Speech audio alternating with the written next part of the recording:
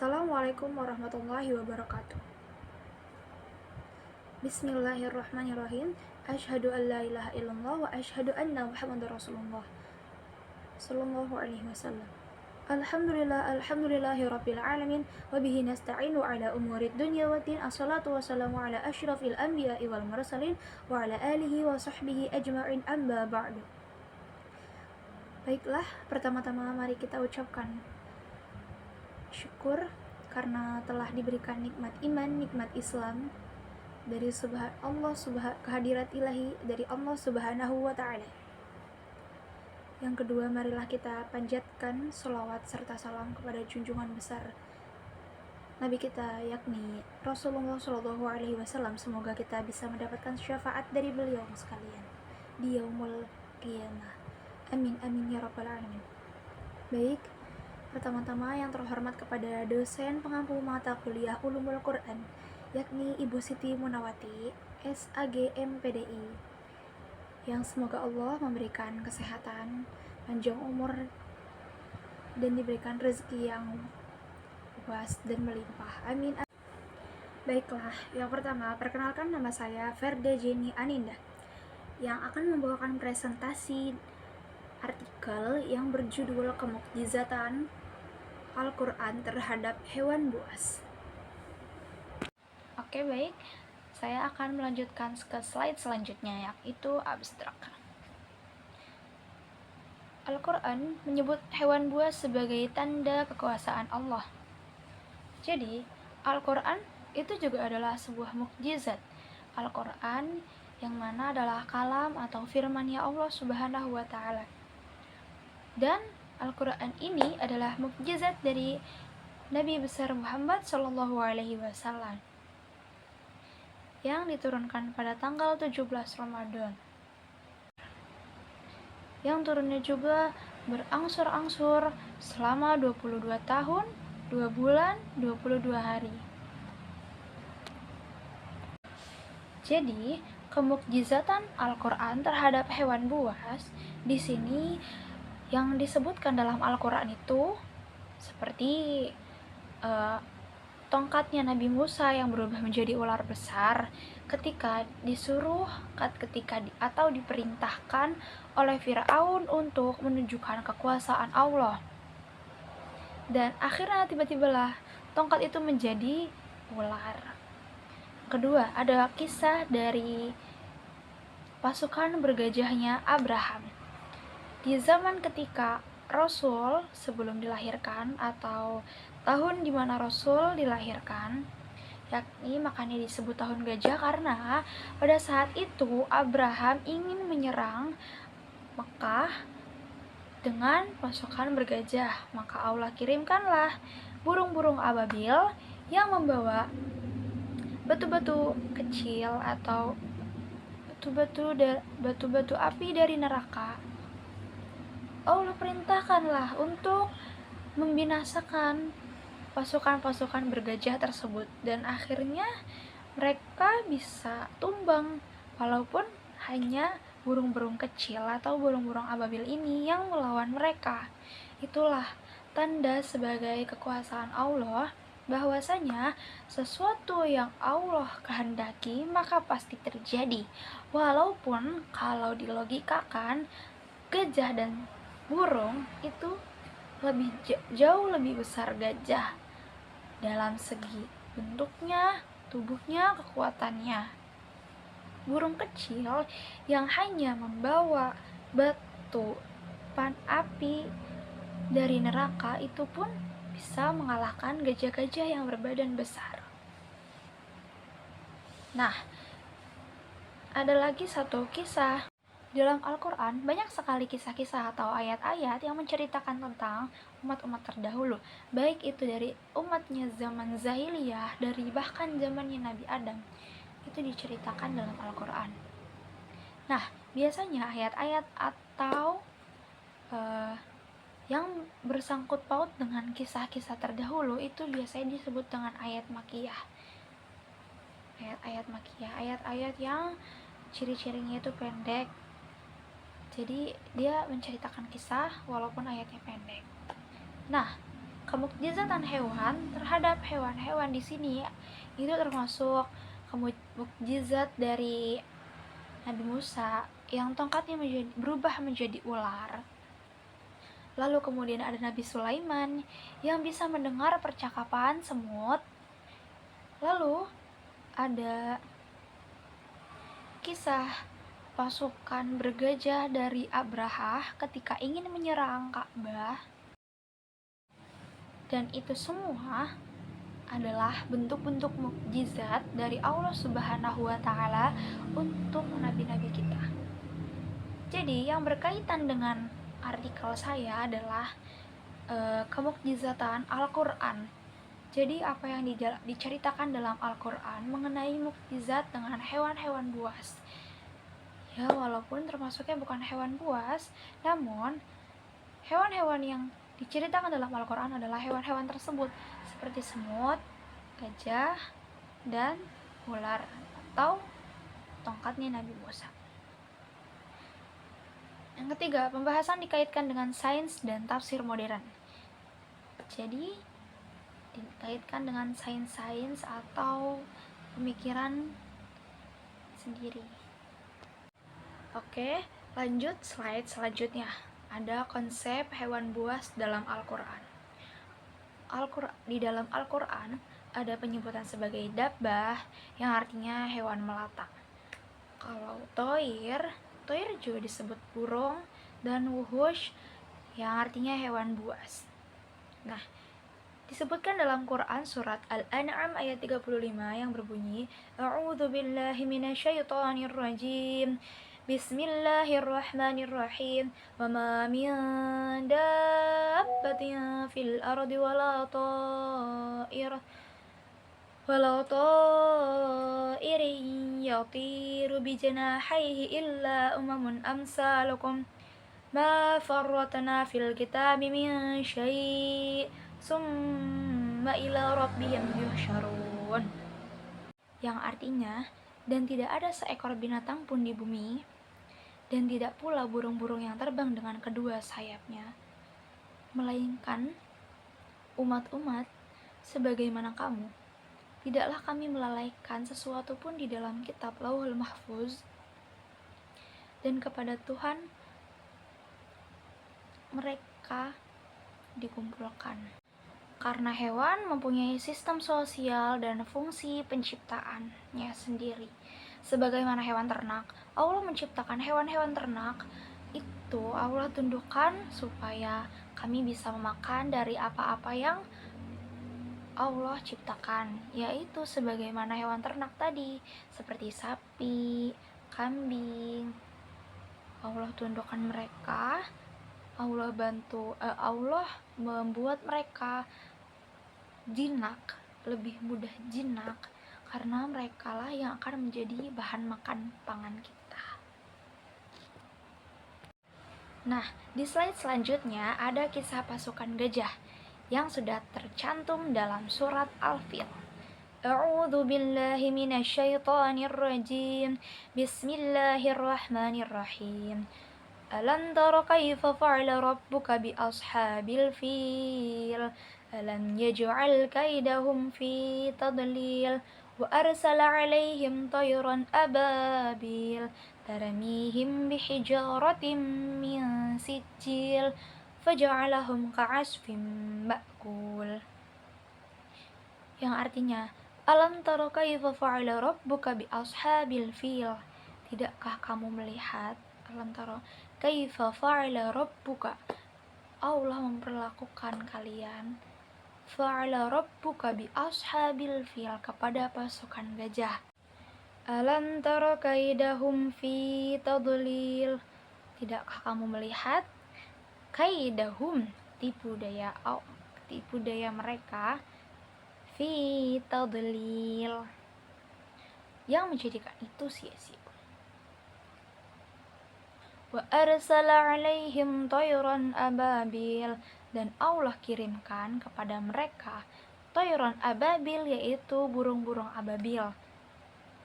Tarmihim bihijaratin min sijil, dan mereka itu burung-burung ababil itu melemparkan batu-batu kecil min sijil dari tanah-tanah liat yang dibakar. Faja'alahum ka'asfim ma'kul, dan mereka menjadi ulat-ulat seperti yang dibakar. Nah, di dalam kisah pasukan Al-Fil ini, atau disebutnya kisah pasukan gajah, adalah di mana Rasulullah SAW Nah, kisah pasukan gajah ini atau kisah Al-Fil, kisah surat Al-Fil. Nah, kisah pasukan gajah ini terjadi pada tahun ketika Rasulullah SAW dilahirkan. Maka dari itu Rasulullah SAW disebut kelahirannya sebagai kelahiran tahun gajah. Karena pada masa itu Abraha ingin menyerang Ka'bah atau ingin merenggut kekuasaan Ka'bah karena Ka'bah ini telah melanggar atau disebutnya Abraha ini iri. Kenapa? Ka'bah itu menjadi tempat ibadah yang lebih ramai dibandingkan istananya gitu. Oleh karena itu Abraha ingin menyerang Ka'bah. Maka pasukan gajah ini terkenal sebagai pasukannya Abraha. A'udzu billahi minasyaitonir rajim. Bismillahirrahmanirrahim. Hatta idza ataw ala wadin namli qalat namlatun ya ayyuhan namlu udkhulu masakinakum la yahtimannakum Sulaiman wa junuduhu wa hum la yash'urun. Quran Surat An-Naml ayat 18, yang artinya, hingga ketika sampai di lembah semut, Ratu Semut berkata, wahai para semut, masuklah ke dalam sarangmu, agar kamu tidak diinjak oleh pasukan Nabi Sulaiman dan bala tentaranya, sedangkan mereka tidak menyadarinya. Selanjutnya,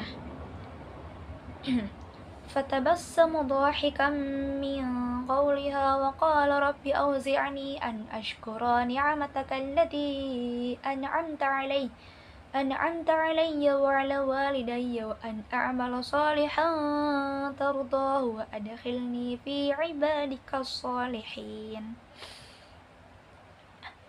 Yang artinya, dia Sulaiman tersenyum seraya tertawa. Jadi fatabassa mendhahikan itu tersenyum seraya tertawa kayak gitu.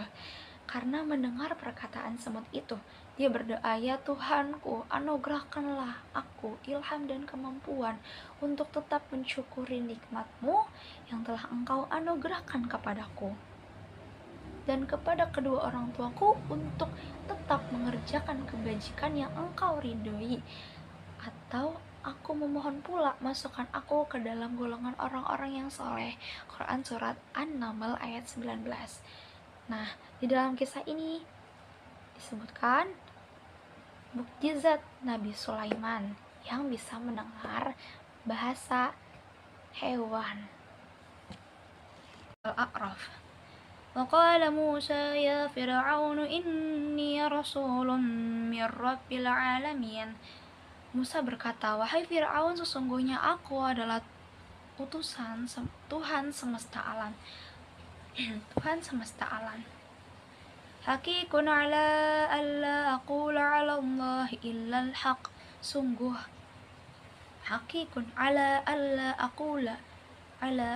aqula aku sesungguhnya tidak akan berucap alal haq ala Allah illa al-haq kecuali kebenaran. Qad ji'tukum bi ayatin mir rabbikum fa arsil ma'iya bani Israil. Qad ji'tukum sesungguhnya telah aku datangkan kepada kalian bi ayatin mir rabbikum dengan tanda-tanda dari Tuhan kalian. Fa arsil ma'iya bani Israil, maka aku kirimkanlah bersamaku Bani Israel. Lalu Musa pun berkata, lalu Fir'aun pun menjawab, Qala in kunta ji'ta bi ayatin fa'ti biha in kunta minas shadiqin. Yang artinya kalau di Indonesia kan adalah, jika kamu adalah orang yang benar, maka mana datangkan tanda-tanda tersebut gitu. Fa'alqa 'asahu fa'idha hiya su'banun mubin. Maka Nabi Musa pun melemparkan tongkat itu, maka menjadi ular yang nyata. Wa naza'a yadahu fa'idha hiya baydha'u lin-nazirin. Maka Nabi Musa pun diperintahkan untuk memasukkannya ke dalam kantung. Nabi Musa mengoyak-koyakkan kantungnya, lalu lemparkan tongkat tersebut. Tatkala itu menjadi seekor ular yang besar. Qala al-mala'u min qaumi fir'auna inna hadza lasahirun 'alim. Pemuka-pemuka Firaun mengatakan, ini sihir yang belum aku ketahui. Sesungguhnya ini sihir yang ingin aku pelajari. Yuridu an yukhrijakum min ardikum famadza ta'murun. Nah, kelanjutannya ketika itu Firaun berkata pada penyihir-penyihir tersebut bahwa siapa yang bisa menang akan mendapatkan ganjaran dariku. Seperti ini ayatnya. Waja'a as-saharatu fir'auna qalu inna lana la'ajran in kunna nahnu minal ghalibin. Dan ketika didatangkan waja'a as-saharatu fir'aun, penyihir-penyihir itu mereka berkata, kalau kalian menang akan aku upahkan. Nahnu minal ghalibin, jikalau kami menang, seperti itu. Qala na'am wa innakum laminal muqarrabin. Terus si penyihir itu bilang, iya gitu. Qala na'am wa innakum, kalian termasuk orang-orang yang dekat gitu. Dekat. Qalu ya Musa imma an tulqiya. Mereka berkata, penyihirnya pun berkata, kami duluan yang menunjukkan atau engkau ke Musa. Kemudian Nabi Musa diperintahkan, qala alqu, kepada dari penyihir tersebut. Dia berkata, lemparkanlah. Falamma alqaw saharu a'yunan nasi wastarhabuhum. Maka ketika Nabi Musa melemparkan tongkatnya, a'yunan nas, terkejutlah semuanya. Wastarhabuhum, sampai kayak betul-betul kaget gitu. Waja'u bisihrin azim, sungguh ini adalah sihir yang sangat dahsyat.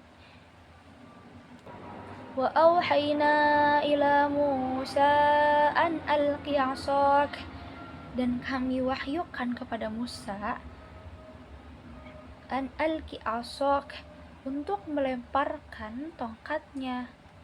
Fa idza hiya talqafu ma yafikun fa waqa'al haqqu wa batala ma kanu ya'malun.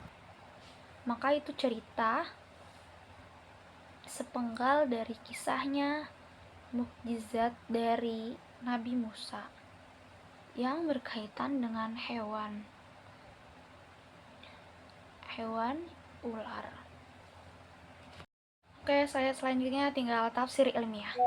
Di sini Al-Quran memberi syarat ilmiah, bukan penjelasan teknis. Jadi penafsiran harus hati-hati dan tidak spekulatif, diperkuat oleh tafsir klasik dan penemuan ilmiah. Slide selanjutnya ada kesimpulan. Jadi kesimpulan dalam judul saya adalah hewan buas dalam Al-Quran menunjukkan kekuasaan Allah. Bahwasanya mukjizat ini termasuk mukjizat yang jarang ditemukan yang lain. Bukan sekedar kisah, tapi syarat hikmah dan isyarat sains. memperkuat keimanan dan membuktikan kemukjizatan Al-Quran. Dan ini dia referensi-referensi dari buku-buku yang saya kutip. Sekian, terima kasih atas perhatiannya kepada Ibu Muna dan sekaligus teman-teman yang saya cintai. Terima kasih atas dukungannya. Oke, sekian presentasi dari saya. Jika ada kurangnya mohon dimaafkan. Jika ada kesalahan kata juga tolong dimaklumkan. Tolong dimaklumkan. Dan jika benar itu datangnya dari Allah. Sekian video presentasi dari saya, kurang lebihnya mohon maaf. Wassalamualaikum warahmatullahi wabarakatuh. Syukran kasiron ala ihtimamiki.